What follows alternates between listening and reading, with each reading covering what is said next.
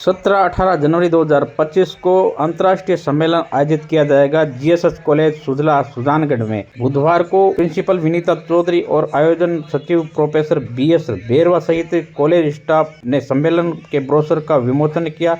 Principal Vinita Chaudhary ने बताया कि सम्मेलन में विज्ञान वाणिज्य अंतर्राष्ट्रीय स्तर पर विषय होगा। सम्मेलन के उद्देश्य विभिन्न क्षेत्रों में विषय पर शोधकर्ताओं और स्नातक स्तर विद्यार्थियों को एक साथ लाना। सम्मेलन में प्रतिभागियों को न्यूनतम शोध निष्कर्ष प्रस्तुत कर सम्मेलन में देश प्रदेश विदेश के भी ऑफलाइन ऑनलाइन प्रतिभागी भाग लेंगे।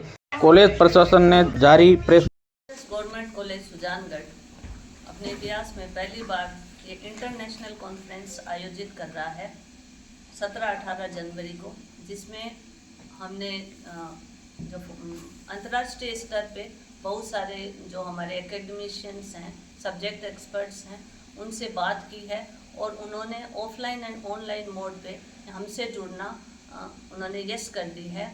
इससे न केवल सुजला कॉलेज का, राजकीय महाविद्यालय सुजानगढ़ का, बल्कि सुजानगढ़ शहर का नाम हर जगह विदेश में, भारत देश में सब जगह नाम रोशन होगा। हम आशा करते हैं कि हमारा ये जो प्रयास है ये सफल हो।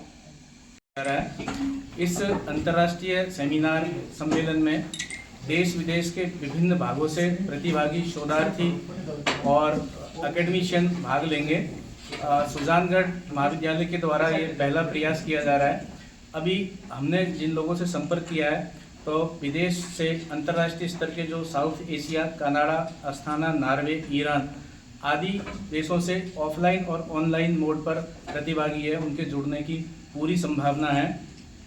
राजस्थान और राजस्थान के अलावा भारत देश के विभिन्न जो शहर हैं उनसे भी इसमें प्रतिभागी भाग लेंगे और हम ऐसा मानते हैं कि हमारी इस अंतर्राष्ट्रीय सेमिनार से शिक्षा के क्षेत्र में, शोध के क्षेत्र में नए आयाम स्थापित हो पाएंगे और महाविद्यालय इसके लिए पूरे प्रयास करेगा। राजस्थान के 7 विधानसभा में उपचुनाव रामगढ़, खींवसर, 84 सलुम्बर, झुंझुनू, देवली, उनियारा, दौसा में संपन्न हुआ शांतिपूर्ण, जहां पे सुबह से ही नज़ारा देखा गया वोटिंग के प्रति वोटरों का। आप देख सकते हैं लोग वोटिंग करने के लिए नाव से भी पहुंचे वोट करने के लिए। वहीं ये एक दृश्य हम दिखा रहे हैं खींवसर का, जहां पे भाजपा प्रत्याशी वोट डालने के लिए अंदर मतदान केंद्र में नजर आ रहे हैं रेवंत राम डांगर। राजस्थान विधानसभा उपचुनाव 2024 में 7 निर्वाचन क्षेत्र में 5 बजे तक रिपोर्ट 64% से ऊपर रही। ये जानकारी विभाग द्वारा मिली। रामगढ़ में 71% से अधिक, खींवसर में 71% से अधिक, 84 में 68% से अधिक, सलुम्बर में 64%, झुंझुनू में 61% और देवली में 60%, दौसा में 55%। हाँ, तो सिस्टर आज आप यहाँ से विदा हो रहे हो, तो उससे पहले आपने आज मतदान किया, तो उसमें 2 शब्द बोले अपने। आज मेरी शादी हुई है और उससे पहले मैं वोट डालने आई हूँ, मेरा कर्तव्य निभाने आई हूँ। सभी वोट करें और अब शादी की रस्में हम अब करेंगे बाद में विदा होने की। Thank you sister. जो है मतदान कर दिया है, क्या कहेंगे? सर मोबाइल थोड़ा हटा लो, बूम हटा लो, आराम से।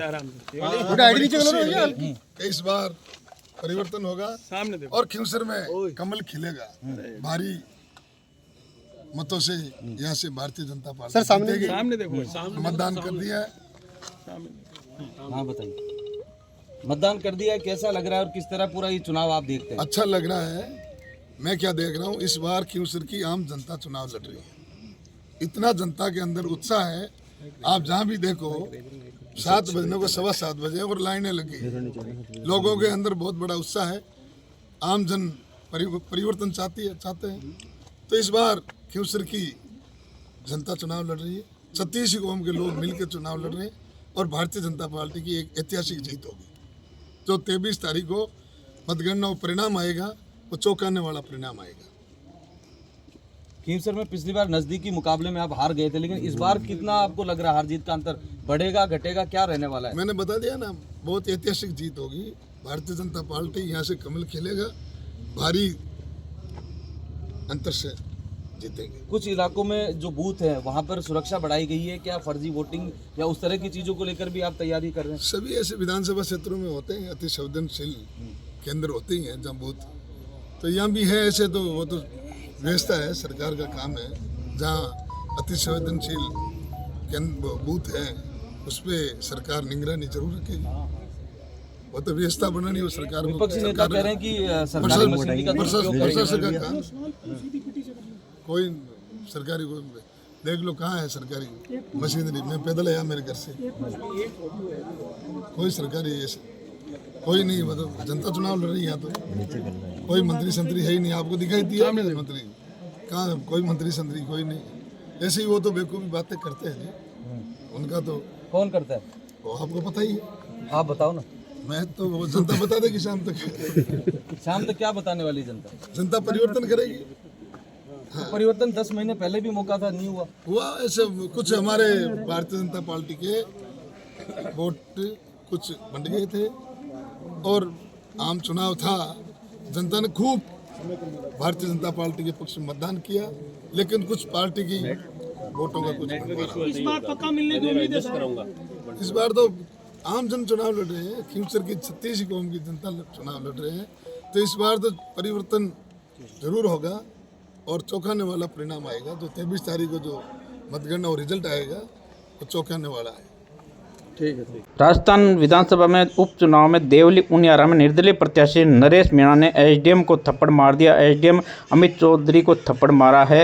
ये हम आपको बता दें, निर्दलीय प्रत्याशी नरेश मीणा ने आपा खोया और नरेश मीणा ने एसडीएम अमित को थप्पड़ मारा। मतदान केंद्र पर की घटना है, जहाँ पे निर्दलीय प्रत्याशी के साथ मतदान केंद्र पर ग्रामीणों के साथ धरना दे रहे निर्दलीय प्रत्याशी समर्थन बैठे थे। स्थानीय प्रशासन ग्रामीण समझाइश कर रहे थे। इतने में ही हम आपको बता दें, भारी पुलिस व्यवस्था के बीच में एसडीएम को थप्पड़ मारा नरेश मीणा ने, निर्दलीय प्रत्याशी ने। हम आपको बता दें कि देवली उनियारा में विधानसभा उपचुनाव में संभवत मतदान केंद्र पर 1 वोट डाला गया था। पुलिस प्रशासन और अधिकारी लगातार समझाइश कर रहे थे। निर्दलीय प्रत्याशी ने भी कि मौके पर एएसपी ब्रजेंद्र सिंह भाटी, गीता चौधरी, मालपुरा एसडीएम अमित चौधरी, जहाँ पे इस दौरान बड़ी मात्र स्पीड ब्रेकर बनाने की मांग को लेकर सड़क में जाम लगाया गया, समझाइश की गई। जल्द ही स्पीड ब्रेकर बनाने का आश्वासन दिया गया। आश्वासन के बाद जाम हटाया गया। बहिष्कार की खबरें मिल रही थी, जिसको लेकर प्रशासन लगातार कर रहा था समझाइश। थप्पड़ मारने के बाद में रूबरू होते हुए मीडिया को बताते हैं नरेश मीणा, निर्दलीय प्रत्याशी। देखिए, सुबह 7 बजे वोटिंग चालू हो गई थी। मैं प्रत्येक बूथ पे जा रहा था। मेरे पास सूचना आई कि 3-4 बूथों पे बहिष्कार हो रहा है, जो वहाँ की लोकल समस्या थी।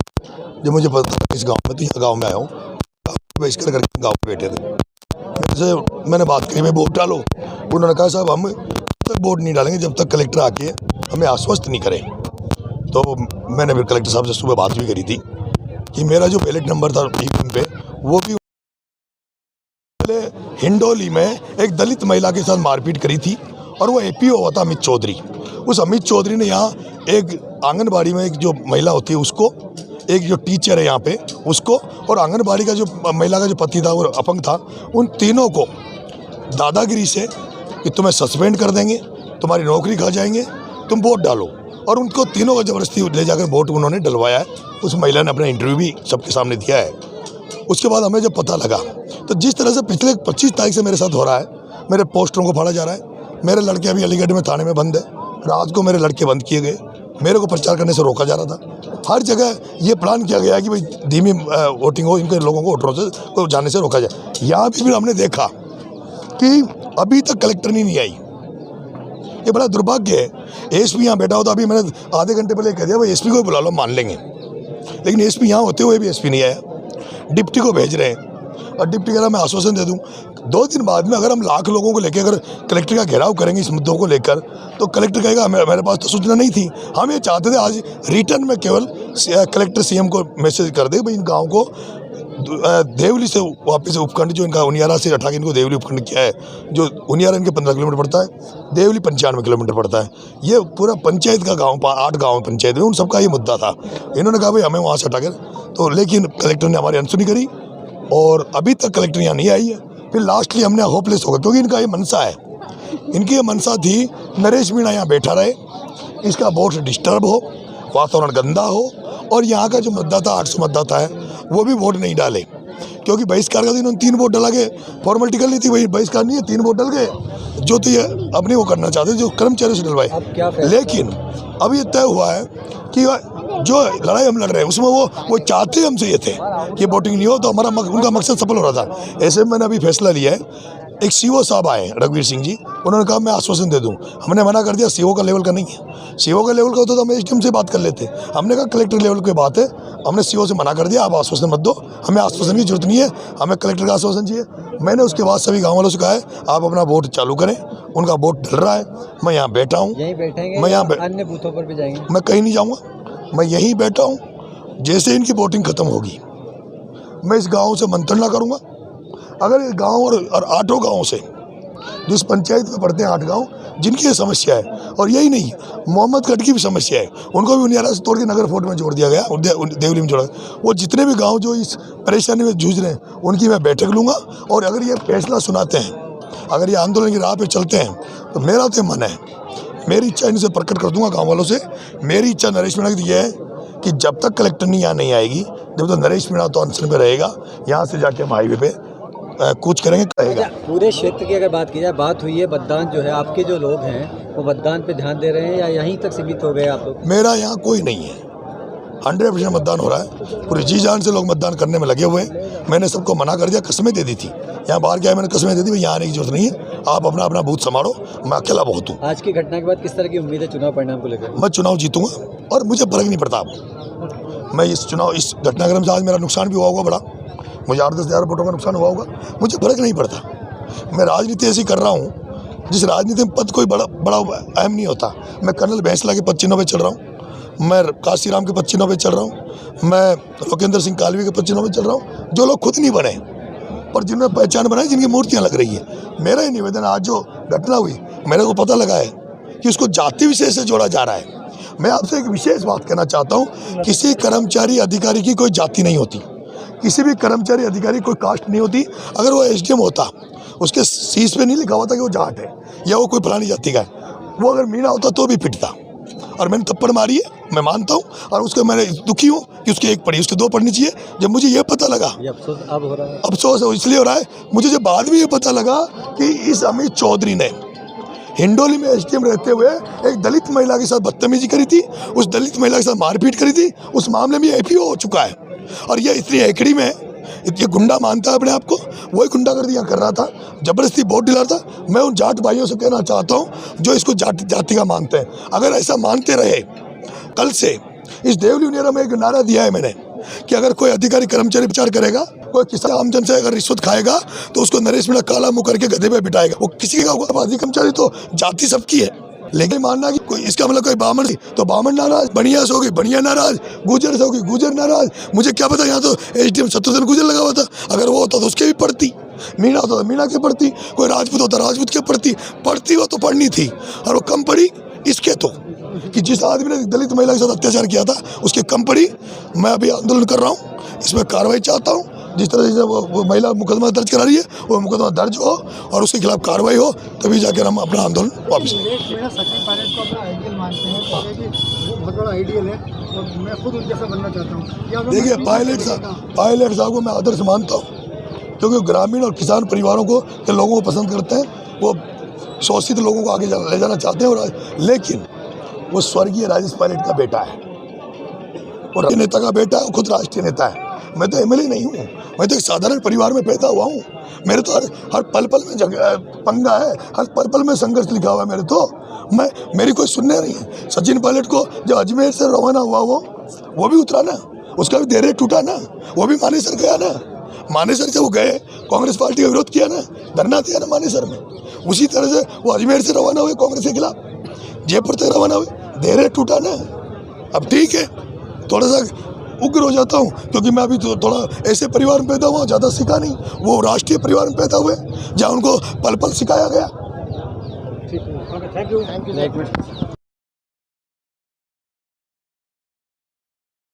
समरावता मतदान केंद्र आप पहुंचे हैं, स्टेट भी आई है, क्या पूरा प्रकरण था, क्या आगे की कार्रवाई की जाएगी?